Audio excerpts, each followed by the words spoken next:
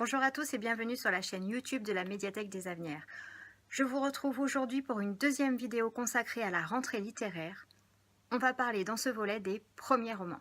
Je vous rassure tout de suite, elle va être bien plus courte que la précédente puisque je vais évoquer 5 romans. Je commence par le roman de Cyril Dion qui s'appelle Imago, qui a été publié aux éditions Actes Sud. Cyril Dion, vous le connaissez peut-être puisqu'il a été co-réalisateur avec Mélanie Laurent du film Demain. Et il est également co-créateur avec Pierre Rabhi de l'association Colibri. Dans ce premier roman, Cyril Dion nous parle du conflit israélo-palestinien. Il met en scène 4 personnages. Il y a Amandine, qui ne supporte plus la violence des hommes et du monde d'aujourd'hui. Il y a son fils aîné, Fernando, qui travaille au FMI et qui distribue des aides internationales en fonction des rapports et des statistiques qu'il reçoit. Et il y a 2 frères, Nar et Khalil, qui vivent le quotidien humiliant et terrifiant des Palestiniens dans la bande de Gaza. Vous l'aurez compris, ce premier roman est aussi engagé que son auteur.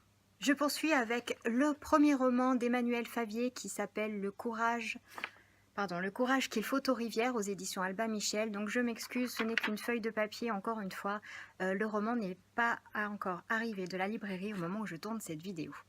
Pour autant, ça n'empêche pas de vous donner le pitch du roman, ce qui m'a donné envie de le choisir parmi toute la série de premiers romans qui étaient sortis. L'auteur nous parle de ces femmes en Albanie que l'on appelle les vierges jurées et qui ont renoncé à leur féminité en échange de droits, de devoirs qui sont habituellement réservés aux hommes, c'est-à-dire le droit de travailler, de posséder, de décider. Notre héroïne s'appelle Manouché. Elle vit dans une de ces communautés albanaises. Elle est une vierge jurée. Elle est respectée par l'ensemble de sa communauté jusqu'au jour où un homme au passé mystérieux vient troubler la communauté et rappeler Manouché à sa féminité. Je poursuis avec le troisième roman que j'ai choisi, celui de Sébastien Spitzer, qui s'appelle Ses rêves qu'on piétine aux éditions de l'Observatoire. Sébastien Spitzer revient dans ce premier roman sur la fin du Troisième Reich à travers le portrait croisé de 3 personnes. Il y a d'un côté Ava, une petite fille de 3 ans qui a été déportée et qui va survivre à une ultime tentative d'extermination. Parallèlement, on suit le destin de Magda, qui était une figure féminine du Troisième Reich, qui n'est autre que la femme de Joseph Goebbels et qui est forcée de se réfugier dans un bunker avec ses 6 enfants. Et on suit une troisième voix présente sous forme de lettres. Et ce sont les lettres d'un père écrites à sa fille qui a toujours refusé de le rencontrer. Et on apprend très vite que ce père n'est autre que le père de Magda Goebbels. Vous verrez, c'est un premier roman d'une très grande maîtrise littéraire et vraiment d'une très forte puissance d'évocation. On vit ces personnages, on les voit. Vraiment, c'est un premier roman très fort. Et je termine avec 2 premiers romans un peu plus légers, quoique. Il y a d'un côté Rachel Kahn avec les grandes et les petites choses aux éditions Anne Carrière. Rachel Kahn nous raconte l'histoire de Nina qui au moment du récit a 18-19 ans, ça se situe dans les années 90. Et Nina se cherche en fait, elle cherche sa place dans la société. Il faut dire aussi qu'elle a un héritage familial peu commun. Sa mère est née en 40, elle est d'origine juive polonaise et de son côté de la famille, tout le monde a été déporté.